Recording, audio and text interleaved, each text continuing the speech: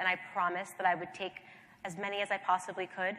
So if we could, by a show of hands, oh, any person, someone coming behind you, just go boop, boop.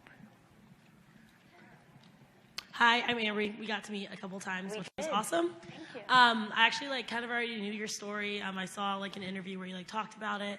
And so I guess my question is, a lot of people who don't know your story, they can perceive what you say or how you present yourself in certain debates or arguments to be really overly aggressive, or they'll immediately will take something you say and just twist it immediately.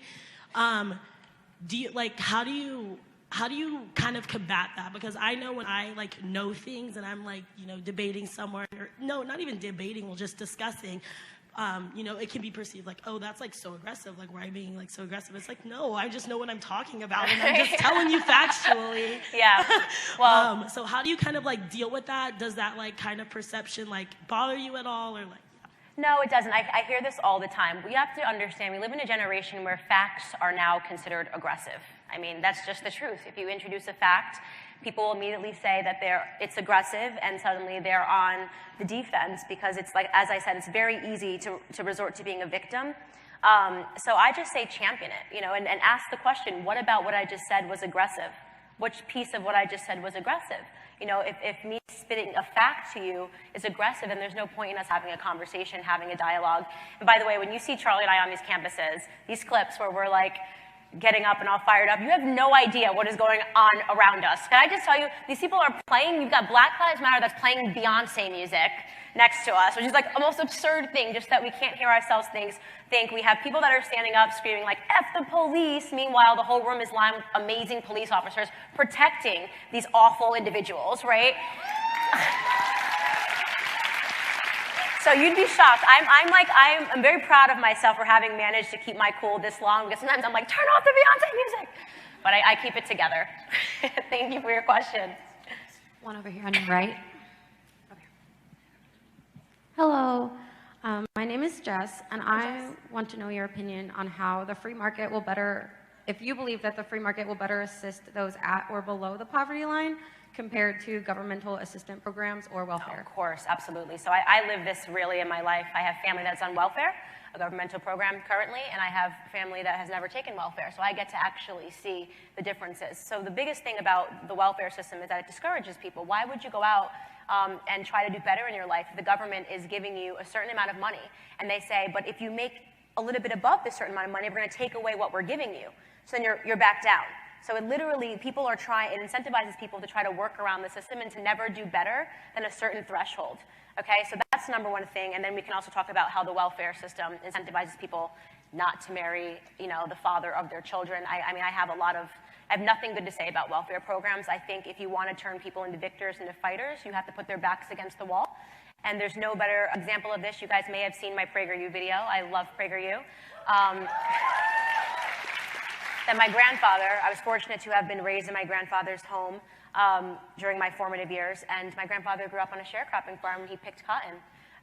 And he ended his life on that same sharecropping farm, retired, and he owns the sharecropping farm. Okay, that's the American dream, right?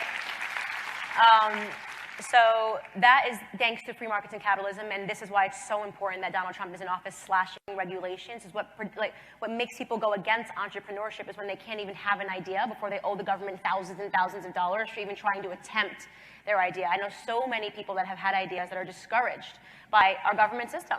And the only way to solve poverty is through entrepreneurship. My grandfather started a dry cleaning business, and that's how he made his money, and he was allowed to do that. So I am pro-free markets, and I will always shout and say that that is the only system that helps defeat poverty.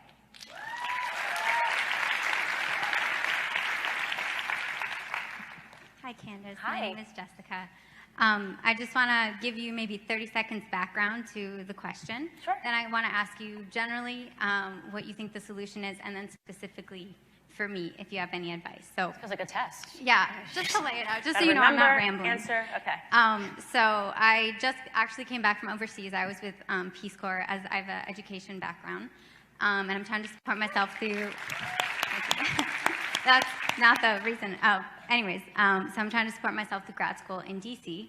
And so naturally, I'm a substitute teacher in inner city DC. I just started in January or February.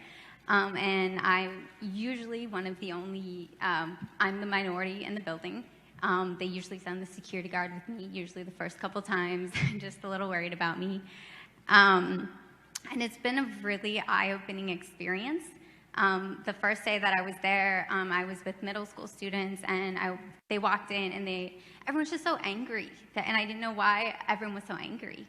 And they ended up getting in this all-out fight, and it was just like a really rough situation. And afterwards, there's 3 ladies who follow these kids around all day, and they came up to me, and I'll never forget their expression. And they were just like, "This is what we do all day, every day." And to me, it was like, oh my gosh, like, I am so sorry. And this is before I knew who you were. This is before I knew anything about you. And so I went back, and I just like called my mom, and I was just like, I don't know what to do. Like, I'm in this inner city. I don't understand the culture. I don't understand the Black community and the African American community.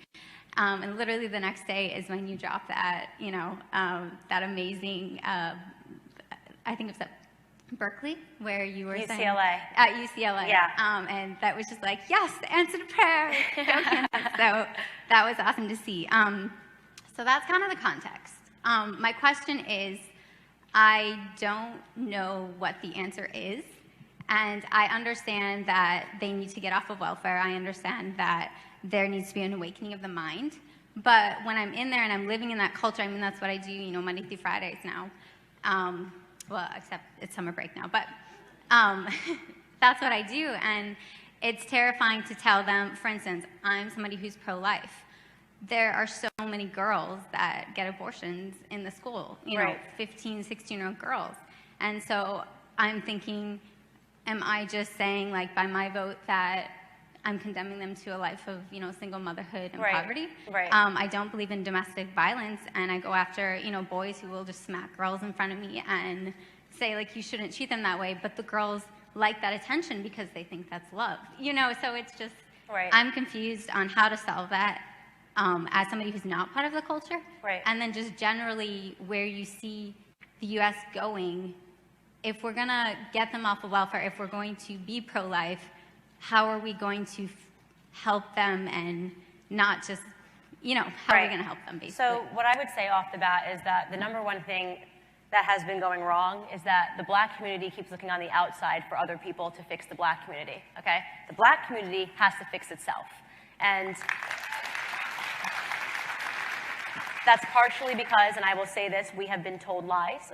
It is systematic. If you are working inside of a school, then you understand how the textbooks gear everything to make it seem that Republicans and conservatives are racist and Democrats and liberals are heroes. Meanwhile, the Democrats have actually created the very system that has defeated the Black community entirely. They've created the system that allows for the single motherhood rate to jump 74% since the 1960s. They've created the system that makes it so that Black men end up in prison, right? If you remove the father from the home, you're 20 times more likely to end up behind bars. So the issue is, I always try to say that we've been bickering in the Black community. Black people don't like to talk about Black issues. They want to blame it on somebody else because that feels better in general. If we could all just stick our issues onto somebody else, it would be a lot easier. It's time for new leaders. It's why I'm so disruptive. It's why they hate me so much. And I think in the past, and by the way, I'm not the first person. There were many trailblazers that came before me. If you would like to show your kids videos of Dr. Thomas Sowell, Dr. Ben Carson, Condoleezza Rice. Okay? These are my idols. I love these people, but the truth is those kids aren't reading those books. So what are they paying attention to? Social media, YouTube. That's why I started on YouTube. That's why I use humor. That's why I make the videos really short, because I understand the attention span of just the generation that we're in.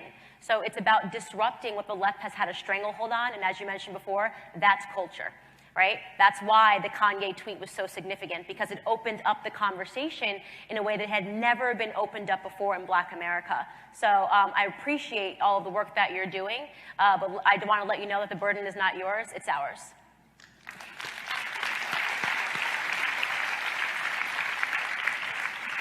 Hi. Hi, Candace. My name's Loren. I am a big fan. I just want to say, first of all, you're the embodiment of what it means to be a strong woman. And I have 2 little sisters, and I am so proud that you are someone that they can look up to. And my question is, I also used to be horrifically bullied in high school. I got death threats all the time. Someone actually put a status on Facebook saying, like the status if you want her to commit suicide. Over 300 people liked it. And you know, as someone who is so politically active, like what is your advice to keep your mental health in check when you have so much hate? And one more thing, I love the way Candace Owens thinks.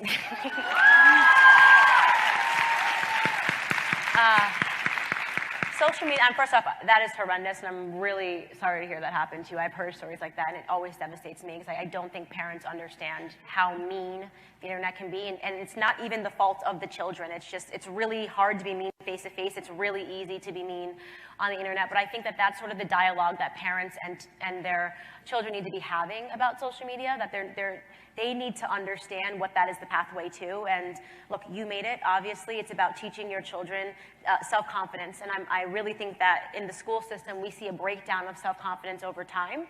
And it's because children are constantly being told what they're not good at in school, right? You're not that good at math. You are maybe good at science. And there's not enough to build up children in general.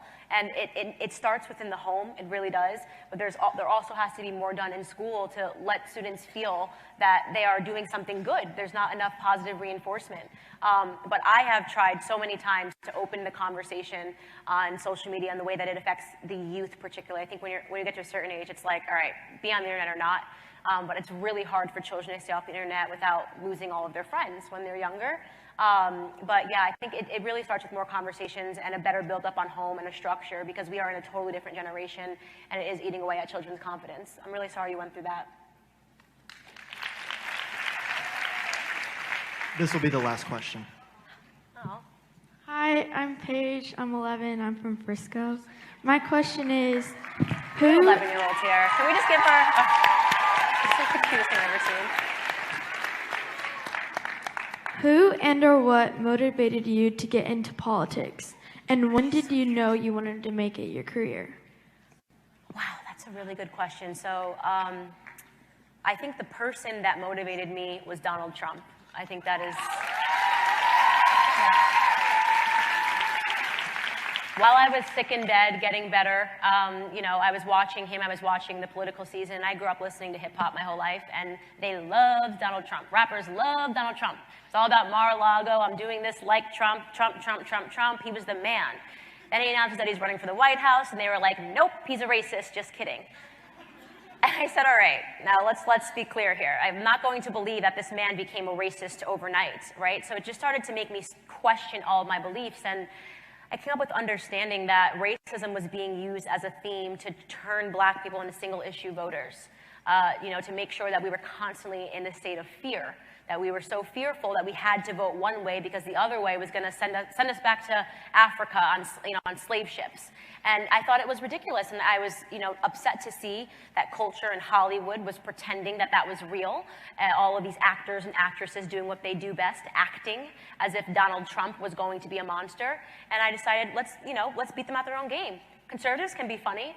Conservatives are considered so serious. And I said, if I can make a YouTube channel and I can be funny and I can do voices because I love humor and make fun of people, then let's level the playing field a little bit. And so I decided in July to quit my job. I was working in finance, and I called someone and I said, I think I'm going to quit my job and start making YouTube videos. And first they were like, what? And then they were super supportive.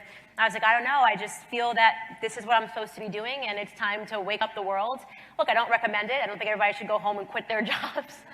That would be a headline in New York Times. Candace Owens encourages a bunch of young women to go quit their jobs.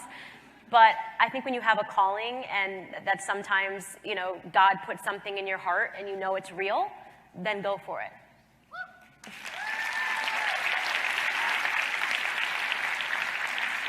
Is that it? I think that's it. Thank you, ladies, so much. I'll be outside to take pictures.